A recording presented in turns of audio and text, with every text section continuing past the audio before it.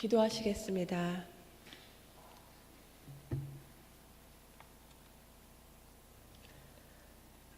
우리가 살아온 날들과 또 우리가 살아갈 날들의 주인이 되시며 우리 생명의 주인이 되시는 하나님, 오늘도 주님이 은혜로 열어주신 이 아침에 함께 모여서 예배할 수 있도록 인도하여 주심에 감사를 드립니다. 이 시간 우리 안에 눈을 열어주시사 주님이 베풀어 주신 온 세상과 아름다운 삶과 또 사람과 은혜들을 볼 수 있도록 인도하여 주시며 또 이 시간 우리가 드리는 예배 속에 우리를 향하신 주님의 뜻도 함께 보는 은혜로 주님 인도하여 주시옵소서. 성령의 은혜를 간구하오며 예수 그리스도 이름으로 기도드립니다. 아멘.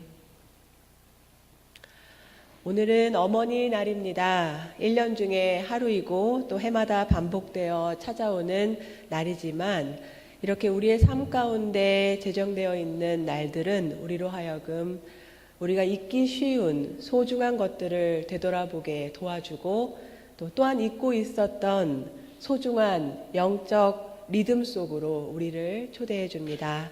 이렇게 의미 있는 날에 또한 여선교회 드림 예배로 이 시간 함께 말씀을 나눌 수 있음에 감사를 드립니다. 우리 모두에게 이 날이 우리 어머니들을 기억하고 또한 우리의 삶 가운데 어머니를 통해 보여주신 하나님의 깊으신 은혜와 사랑을 감사하는 그런 시간이 되기를 기도합니다. 저는 한국에 계신 어머니와 자주 통화를 합니다. 멀리 떨어져 있어도 화상전화로 얼굴을 보면서 이야기할 수 있으니 얼마나 좋은 세상인지 모릅니다. 그런데 저희 어머니는 지금도 전화를 하는 중에 갑자기 보고 싶다고 우십니다. 얼굴을 보고 이야기하시는데도 갑자기 보고 싶다고 우시는 것입니다.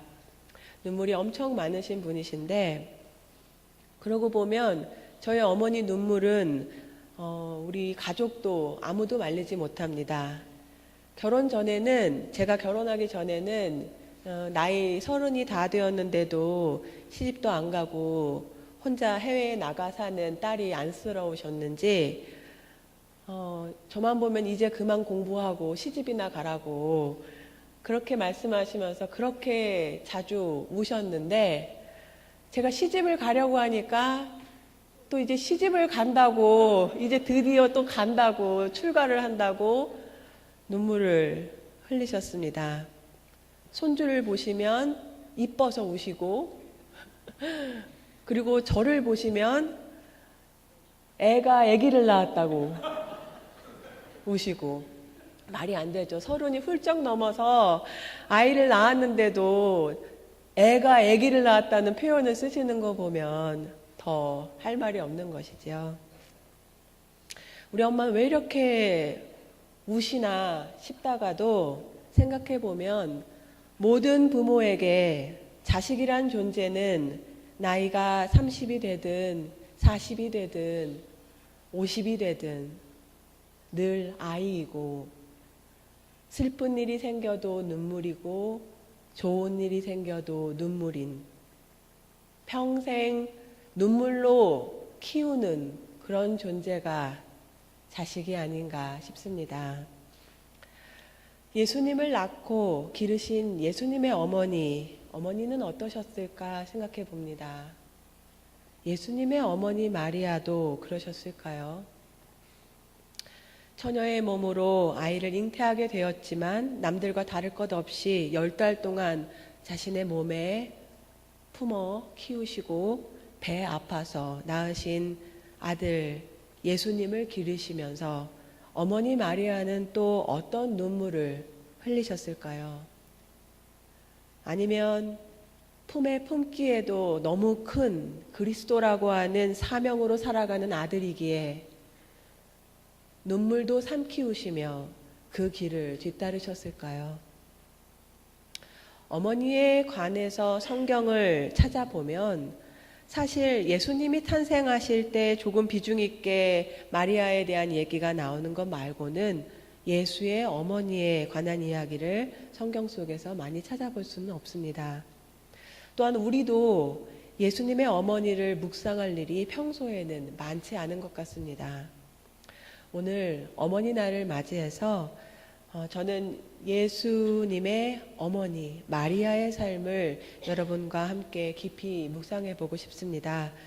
마리아의 삶과 눈물, 그리고 그 속에서 하나님의 마음을 만나고 또 우리의 어머니를 만나는 귀한 은혜가 우리 모두에게 함께하기를 소망합니다.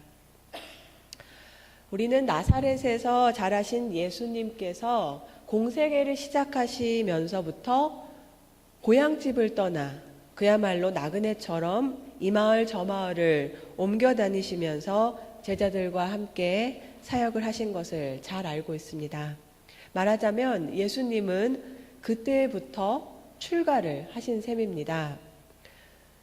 그런데 예수님 입장에서야 그리스도로서 사역을 하시는 것이니 얼마든지 이해가 되지만 예수님의 고향집, 즉 나사렛에 남겨져 있는 예수님의 가족들과 친척들 입장에서는 상황이 조금 다를 수 있다는 것을 생각해 봐야 합니다. 왜냐하면 예수님이 장남이신데 나이가 30이면 한 집안의 가장으로서 부모를 모시고 집안을 책임져야 하는 것이 당연한 도리이지 않습니까? 그런데 그런 아들이 어느 날 집을 나가서 돌아오지 않는 것입니다. 가족들 입장에서 보면 난감한 상황입니다. 게다가 들리는 소문을 들어보니 분위기가 심상치 않습니다. 마가복음 3장 21절에 보면 예수의 가족들이 예수가 미쳤다는 소문을 듣고서 그를 붙잡으러 나섰다라고 하는 표현이 나옵니다. 즉 예수님이 미쳤다는 소문이 도는 것이지요. 집을 나간 아들이 미쳐서 다닌다는 이야기를 듣게 된 가족들과 친척들은 집안 망신시킨다고 여겼을지도 모르지만 어머니 입장에서는 사실 그 이야기를 들으면 가슴이 타들어갈 노릇입니다. 오늘 말씀은 그 이후에 어머니 마리아와 가족들이 아들 예수님을 찾아서 나사렛을 떠나 예수님이 계신 곳까지 찾아오는 이야기입니다. 가족들은 예수님이 지나오신 자리들을 되밟으며 며칠이 걸려서 올라오는 길목에서 떠도는 많은 이야기들을 들었을 것입니다. 더러는 예수님이 정말 메시아라고 하는 고백도 들었겠지만 듣던 대로 미쳤다고 하는 소문도 들었을 것이고 악한 귀신에 들렸다고 말하는 이들도 만났을 것입니다. 더군다나 그때는 바리새인들과 예수님이 안식일에 대해서 논쟁을 하신 이후인지라 바리새인들의 분노가 하늘을 찌를 때였습니다. 예수를 향해 살기를 품고 죽이려고 모의하는 바리새인들의 수군거림도 가족들 귀에 혹은 어머니 마리아 귀에 들렸을지 모릅니다. 그런 소문들을 들으며 가슴이 떨리지 않을 어머니는 없겠지요. 드디어 수소문 끝에 아들 예수님이 있는 곳에 다다르게 됩니다. 그런데 가까이 오셨으나 예수님 주변에는 이미 너무 많은 사람들이 몰려 있어서 예수님을 만날 수가 없었습니다. 하는 수 없이 가족들은 예수님의 얼굴도 보지 못한 채 멀찍이 바깥에 서서 사람을 시켜 자신들이 왔음을, 어머니가 왔음을 예수님께 알리도록 부탁합니다. 이 부탁을 받은 사람이 무리 가운데로 들어가서 이 전보를 예수님께 전합니다. 선생님, 선생님의 어머니와 형제 자매들이 바깥에서 선생님을 찾고 있습니다. 그런데 돌아오는 예수님의 반응은 너무나 낯설고 예상 밖이라 당혹스럽기만 합니다. 예수님은 둘러앉은 사람들을 향하여서 말합니다. 누가 내 어머니이며 누가 내 형제들이냐? 아들이 보고 싶어서 먼 길을 가슴 졸이며 찾아온 어머니에게 예수님은 낯선 표정을 짓는 것만 같습니다. 애타는 어머니의 침묵과 대조적으로 예수님의 싸늘한 이 질문이 시간을 멈춘 것만 같은 아찔한 긴장감으로 말씀을 읽는 우리의 마음 가운데 파고듭니다. 예수님이 낯설기만 합니다. 가슴이 먼저 반응하여 떨려옵니다. 예수님이 정말 그렇게 말씀하셨을까? 왜 그러셨을까? 하는 질문이 머릿속에 맴돕니다. 그러면서 예수님이 십자가에서 돌아가시기 직전에 십자가 아래 계시는 육신의 어머니를 바라보며 예수님께서 제자 요한에게 자신의 어머니를 대신 부탁하였던 그 모습이 생각이 납니다. 그 모습을 보면 예수님을 남겨두고 떠나는 아들의 무거운 마음과 효심이 고스란히 예수님에게서 느껴지는데 말이지요. 그런 예수님께서 어째서 지금 이런 말씀을 하셨을까? 이 말씀을 묵상하면서 한동안 그 자리에서 얼어붙은 채로 서 계셨을 어머니 마리아가 떠오르며 며칠 동안 제 마음도 그 자리에 멈춘 것 같이 앞으로 나아가지지 않았습니다. 깊은 상실과 거절감을 입었을 어머니의 마음이 되어서 이 말씀을 읽고 있었던 것인지 아니면 쓸쓸히 발길을 돌리셔야 했을 어머니의 등을 바라보시는 예수님의 마음으로 이 말씀을 읽고 있었던 것인지 그것도 아니면 우리 모두에게 하나쯤은 후회가 되어서 있을 법한 우리 자신의 불효의 이야기로 이 말씀을 읽고 있었던 것은 아닌지 잘은 모르겠습니다. 2009년에 별세하신 고 김추환 추기경께서 돌아가시기 전에 하신 말씀들과 글들을 이렇게 살펴보면 유난히 어머니에 대한 그리움이 많이 드러나는 것을 발견하게 됩니다. 어린 시절 추기경의 어머니께서는 읍내 공터 구석에서 국화빵을 구워서 파셨다고 합니다. 그래서 어머니와 함께 나가서 어머니가 장사하는 모습을 옆에 쪼그리고 앉아서 보기도 했고요. 그리고 집에서 기다리는 날은 해질녘이 되면 길가로 나가서 서성이면서 행상 나갔다 돌아오시는 어머니를 기다리곤 했다고 추기경이 회상을 합니다. 그런데 자신은 굉장히 무뚝뚝한 아들이었다고 이야기해요. 그래서 어머니와 함께 나란히 길을 가야 하는 때에도 함께 걷지 못하고 어머니보다 앞서 걷거나 그리고 어머니는 뒤따라 오실 때가 많았다고 합니다. 그런 목석 같은 아들이 섭섭하였는지 한 번은 어머니께서 네 형하고 같이 걸으면 심심치 않게 말도 붙여주고 재미난 이야기도 해주던데 너는 어찌 그리 돌부처 같으냐 하고 말씀하시던 일이 생각이 난다고 회상합니다. 그런 그가 세상을 떠나기 한 해 전인 85이 되던 해에 그가 그에게 한 가지 소망이 있다고 고백합니다. 생전에 어머니께서 다리에서 바람이 난다라는 말씀을 가끔 하셨는데 그 말뜻을 전혀 이해하지 못하다가 이제 85이 된 자기 몸에서 그런 증세를 느끼고 나서야 그 말뜻이 무슨 말인지 알게 되었다고요. 늙으신 어머니가 하늘나라에서 단 5분만이라도 자신을 찾아와 준다면 무릎을 꿇고 어머니의 야윈 다리를 주물러 드리고 싶은 것이 그의 사모곡이라고 고백을 합니다.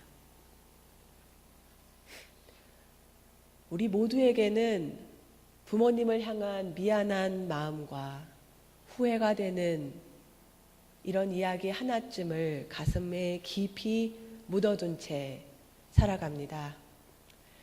그리고 여전히 부모님에게 미안합니다, 감사합니다 하는 말씀을 멋쩍어서 하지 못하고 또 바빠서 하지 못하고 오늘도 지나가는지 모릅니다. 그런데 우리의 어머니들은 개의치 않으십니다. 어떤 어머니도 미안하다, 감사하다는 이 이야기를 듣기 위해서 자식에게 사랑을 주는 것이 아닐 것이기에 그렇습니다. 별일 없냐? 그거면 됐다. 그렇게 말씀하시지요. 자식을 위하여 어머니는 희생의 삶을 사셔도 자식이 잘 되는 것으로 지금 당하는 고통쯤은 잊고 사는 경우가 허다합니다. 남들이 볼 때에는 고생스럽고 궁핍하고 힘들어 보인다 할지라도 어머니들은 자식을 위한 희생을 절대 후회하는 법이 없습니다. 마리아의 마음을 헤아려 볼 때 예수님이 비록 낯선 얼굴로 누가 내 어머니이냐, 누구든지 하나님의 뜻을 행하는 사람이 곧 내 어머니요 형제 자매다 그렇게 말씀하셨을지라도 그녀의 마음이 단순히 아들이 그렇게 말했다고 해서 나타나는 섭섭한 감정은 아니었을 것이라고 헤아려집니다. 아니 어쩌면 마리아에게 이와 같은 주님의 반응은 새로운 것이 아닐지도 모릅니다. 마리아의 삶을 돌아보면 그녀는 예수님과 연결되기 시작한 그 첫 순간부터 평범할 수 없는 모자의 관계가 시작되는 것 같습니다. 천사가 밤에 나타나 성령으로 아기가 잉태되었음을 알려주던 그때로 거슬러 올라가면 지금이나 그때나 처녀가 아이를 임신한다고 하는 사실이 상식적으로는 이해할 수 없는 방식입니다. 또한 그로 인해서 사실 인간적으로는 파혼의 위기와 또 많은 이들의 비난을 감수해야만 하는 그런 상황이지만 마리아는 그 가운데서 천사의 말씀을 순종함으로 받아들여서 10달 동안 아들 예수를 몸에 귀히 품어서 출산하게 됩니다. 예수님이 12살이 되었을 때는 이런 사건도 있습니다. 예루살렘에서 예수님을 잃어버렸다가 3일 만에 다시 찾게 되는데요. 어린 예수님은 버젓이 성전에 계시면서 오히려 부모님께 내가 아버지 집에 있어야 할 줄을 몰랐습니까? 하고 반문을 하지요. 부모로서는 괘씸하기도 해야 되는 상황이지만 그때에도 마리아는 이 모든 일을 마음에 새겼다라고 성경은 전해주고 있습니다. 그리고 오늘 말씀에서처럼 공생애를 시작하신 후에는 예수님 곁에 머무르시지도 못하시고 자신의 어머니는 하나님의 뜻을 따르는 모든 이들이 어머니라 라고 말씀하시는 주님으로 인해서 공적으로는 어머니의 자리를 상실하십니다. 그럼에도 불구하고 마리아는 예수님의 그림자처럼 묵묵히 따르며 십자가를 지고 가실 때에도 여인들과 함께 울며 그 뒤를 따릅니다. 십자가가 세워지는 그 순간에도 십자가 아래에서 떠나지 못하시고 마리아는 아들의 죽음을 지켜보지요. 그리고 큰 슬픔을 안고 예수님의 시신을 십자가에서 내려 그 시신을 받아 안으며 무덤에 안치될 때에도 이 모든 일을 지켜보십니다.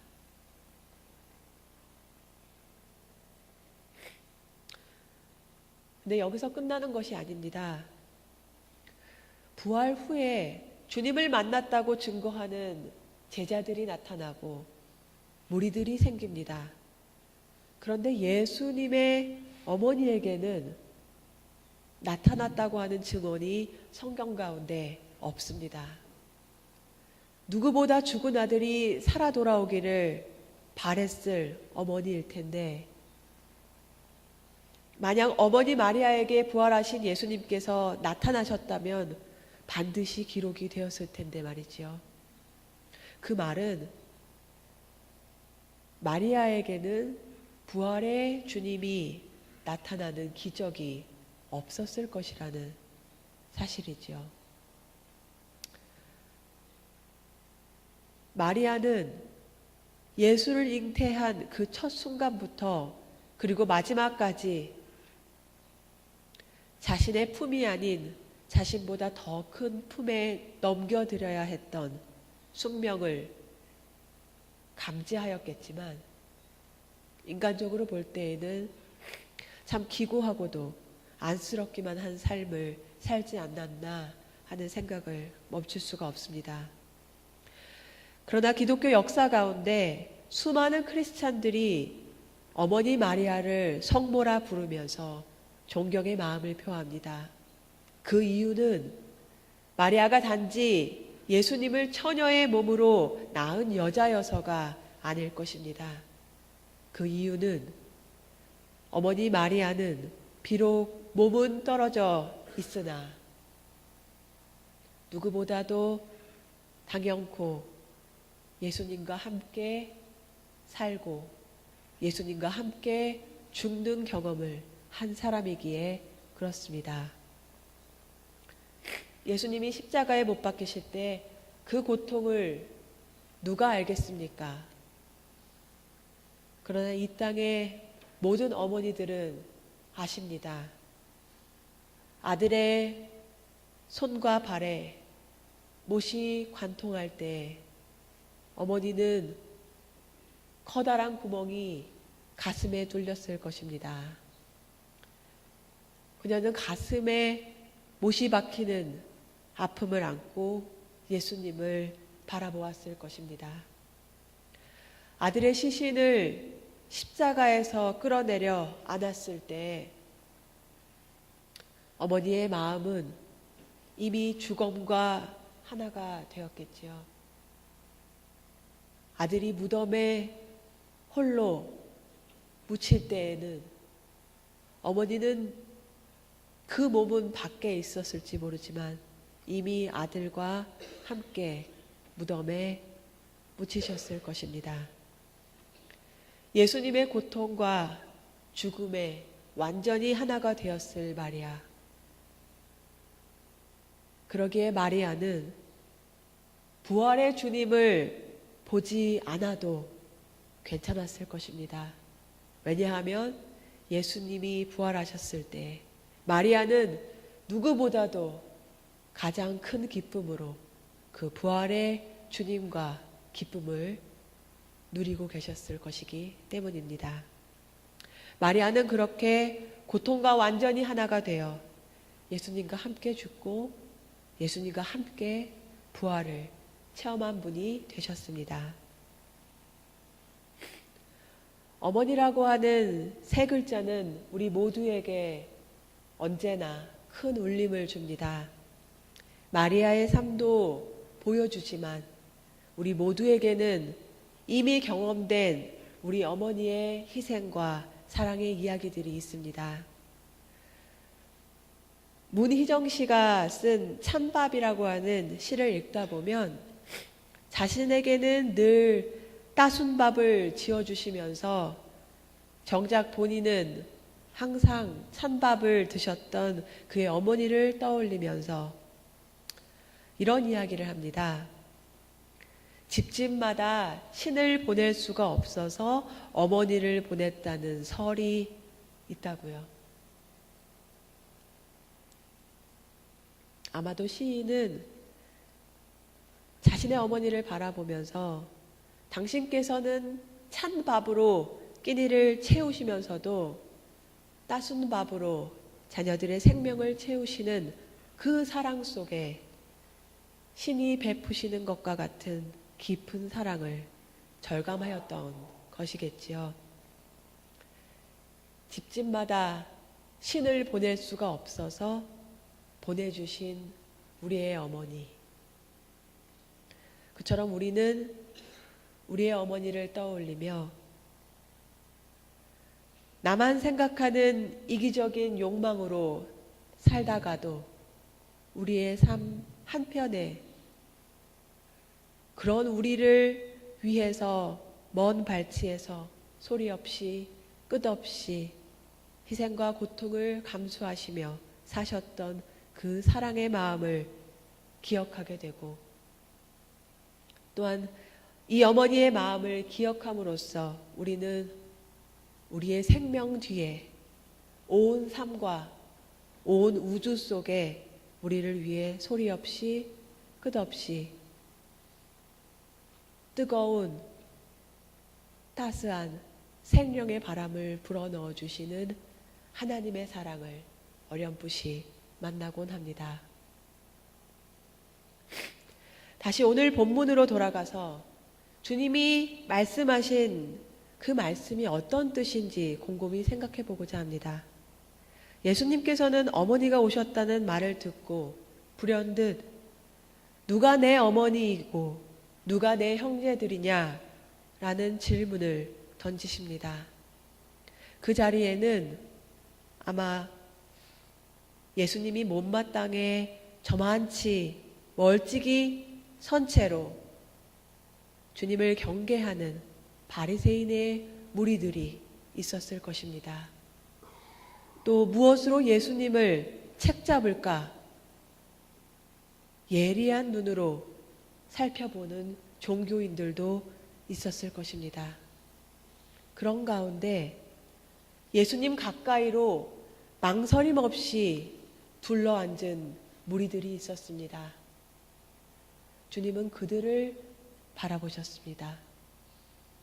가난하고 병들고 세상적으로는 소외된 이들이었을 것입니다.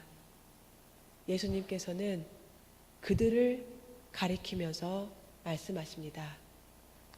보아라, 이 사람들이 내 어머니고 내 형제 자매들이다. 멀찍이 서서 주님을 주시하였던 그 사람들의 눈이 커졌을 것입니다. 자기 부모는 모른 채 하고 세상의 죄인들을 가리켜 이제는 어머니와 형제라 부르는구나 하면서 예수님을 욕하였을지 모릅니다. 주님께서는 다시 말씀하십니다. 누구든지 하나님의 뜻을 행하는 사람이 곧 내 형제요, 자매요, 그리고 어머니이다.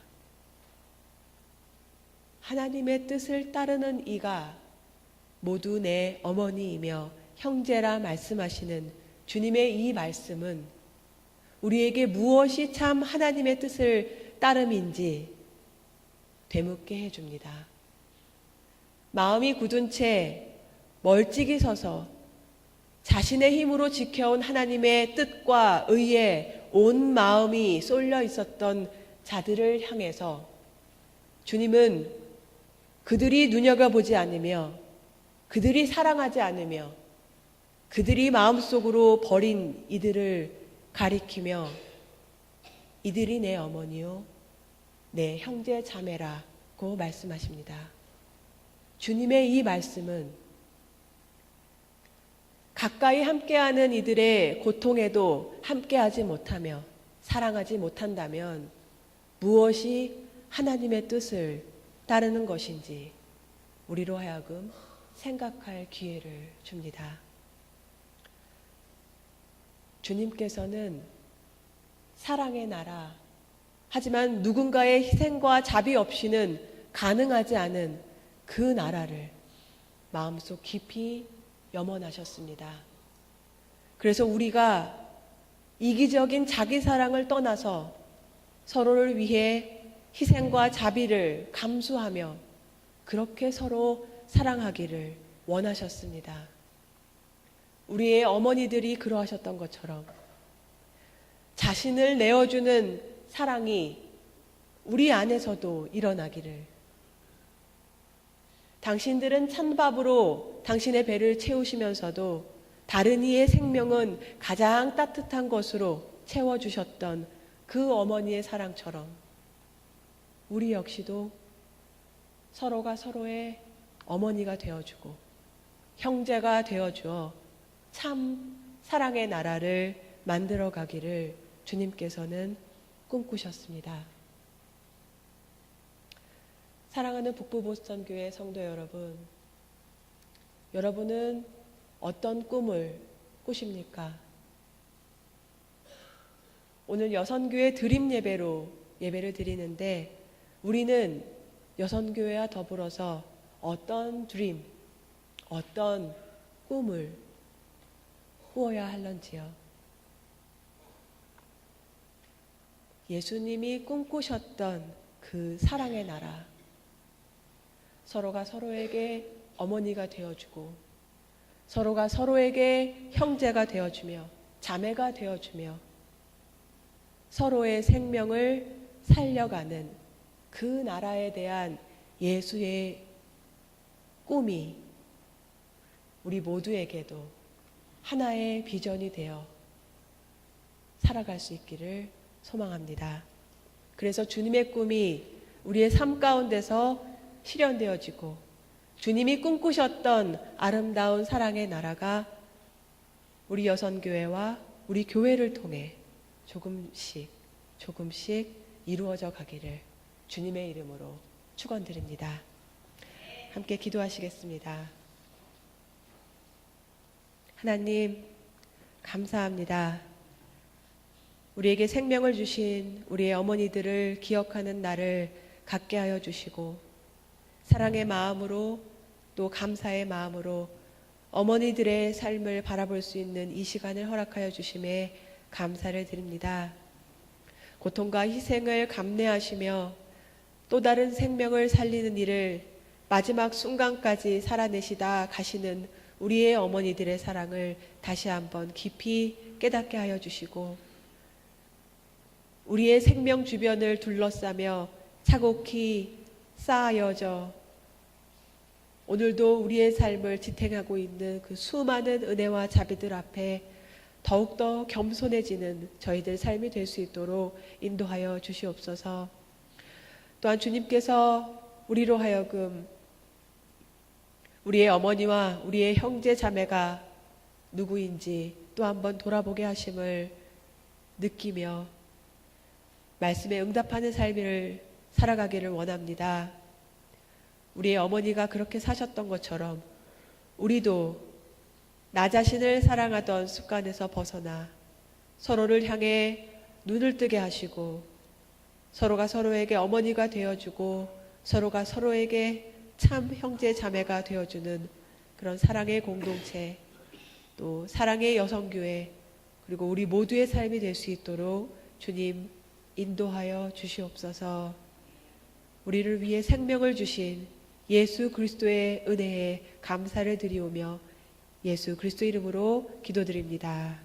아멘.